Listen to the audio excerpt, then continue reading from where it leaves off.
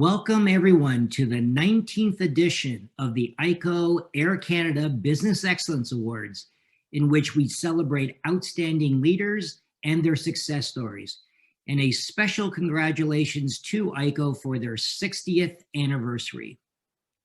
As a member of the Canadian-Italian business community, it is a profound honor to provide the keynote speech while we celebrate the achievements of these inspirational leaders. Frankly, I am blessed to be providing any speech given my personal challenges recently. I am a proud Canadian. I'm a proud Italian living in the greatest country in the world. Sure, there is a catastrophic pandemic going on around us, but like all terrible things, it shall soon pass. And when it does, it will be a time of restoration and renaissance. We as a nation can choose to move forward and reshape this country in the vision of the Canada we choose to be. Our country faces a tall order. Since the start of the pandemic, Canada's financial house has deteriorated badly compared to most countries. But there is a unique opportunity for our future, a future based on growth. The federal government believes we have a problem with our stagnant gross domestic product growth, averaging about 1.5% annually since 2008. Notwithstanding the need to restore Canada's balance sheet from the financial effects of the pandemic, we also need to identify ways to overcome the challenges posed by an aging population in seeking to achieve sustainable long-term growth. Without higher growth, where will we find the revenue to pay for healthcare, education, and infrastructure? Some economists suggest that if we don't generate sustainable GDP growth of 3% a year, our treasured social programs will suffer. We are currently a long way from that target.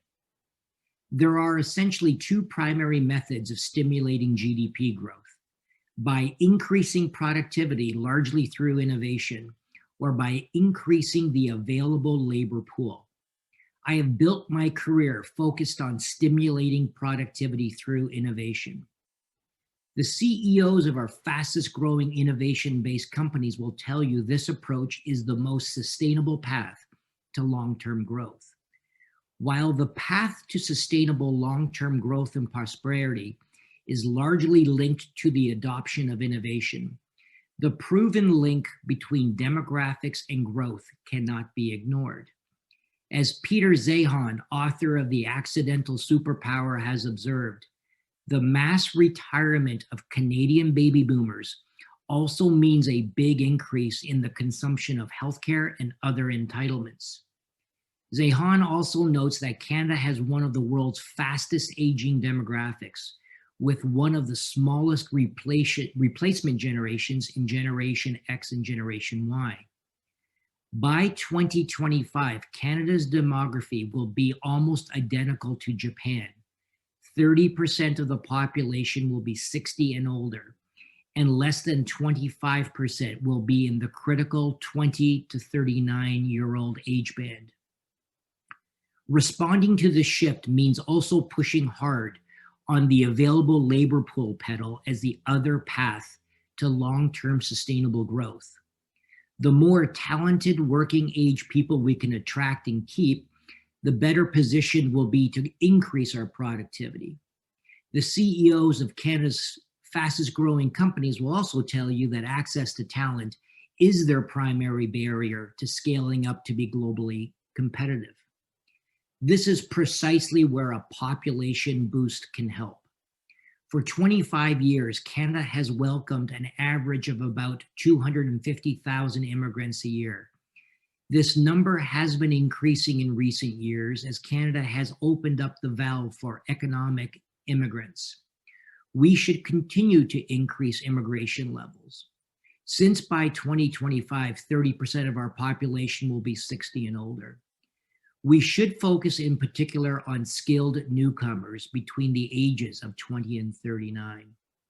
Without such a strategy, Canada may face stark choices: tax increases, greater national debt, or scaled back social programs.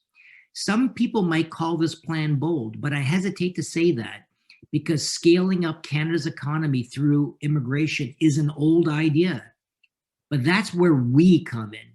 That's who we are. We helped Canada from the ground up, or we helped build Canada from the ground up, literally in many cases. During Canada's third wave of immigration from 1901 to 1911, our country's population increased from 5.4 million people to about 7.2 million people, with immigration accounting for the entire net increase. That's a 33% increase. The following year in 1912, immigration peaked to 400,000 people, or almost 6% of the entire population of Canada. It was during this third wave of immigration in which some of your stories in Canada start. But it was the fourth wave of immigration to Canada which the vast majority of our stories commence. The fourth wave came from Europe following the Second World War and peaked at 282,000 in 1957. With many of these migrants coming from Italy, Pier 21 in Halifax proved to be an influential port for Italian immigration.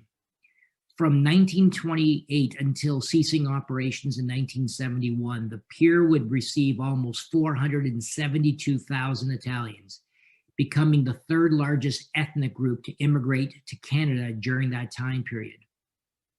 Like many of you, my story in Canada starts at Pier 21 with my parents, Anna and Santo.